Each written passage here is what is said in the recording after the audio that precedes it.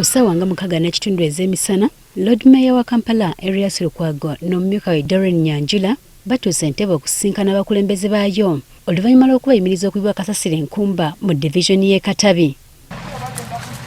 Olw'enjege eyagudde ekiteezi, bano gye babadde bayiwa kasasiro basazeewo bamuyibwe mu kitundu kino, kyokka nga tebabuuzizza ku bakikulembera ekyabanyizizza okukakkana nga babayimirizza okuddamu okuyiwayo kasasiro olunaku lw'eggulo.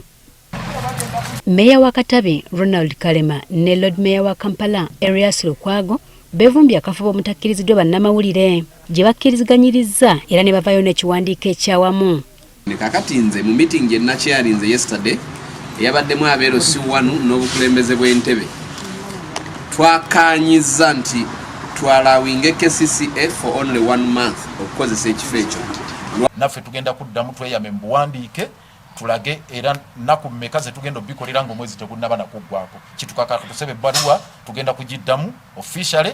Ebimu ku bikkiriziganyiziddwako kwe kukyusa oluguudo ebimotoka bya kasasiro bwe bigenda okuyita kuba binene. Nga tusaba batuterereze ekkubo emmotoka ziyingire Kasenyi Road era gye tumuyisizza.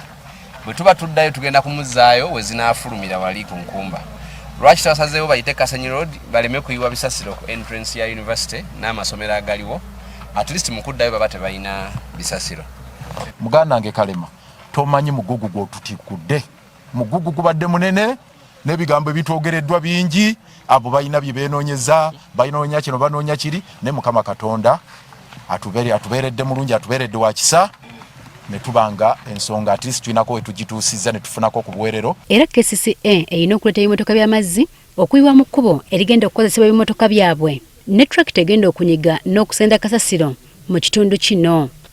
Nga bwe mulabye ekifo ekyo bongera tuwe ebimotoka ebikola ki ebisenda. Ndi musanyufu nti olwaleero nkedde nga bwe naleseewo jjo si bwe wali nga waliwo improvement. Kati twetaaga okulaba nga emmotoka ezo tezivaawo. Kiri kye mulaba eky'omukono nene esigala nga eseeteeza okulaba nga ebisasiro tebijjula. Twagala okulaba nga ebizizza ebiva wano kubanga ekyo kya bulabe. Ekifo kino tubagambye mukirabe ekiri ku nnyanja kwennyini. Kasasiro navaamu ebizze ebikambwe eby'obulabe ennyo bye bayita lichet.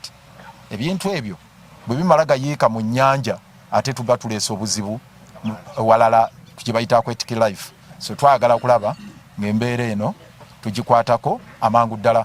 Oluvannyuma bano batutte Erias Lukwago okumulambuza ekifo kya kasasiro ono.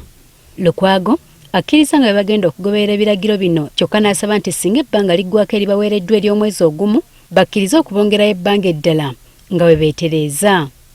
Naye eno gye tuyise wake up call gye bali ebazuukusizzaayo katusuubire nti bazuukuse kibadde mu maziga mu kwazirana mu miranga abantu abasukka mu 2 bagenze property z'abantu zigenze katusuubire nti eno wake up call emala eri buli omu nti bino bye twekomiti nze wano ate tuleme kutuuka eri bati babisimbire ekkuuli bagambe nti ekyo kiwedde kubanga wano mu Uganda tulina practice ekizibu kasita kibaako solution ennyangu ng'ekyo bazza mabega. Twagala kino era tugenda kukola kyonna ekisoboka okulaba nga bino tebikoma wano. Era asuubiza nga bagenda okutuula mu lukiiko ne bannaabwe basobole okukola okusalawo ku nsonga eno.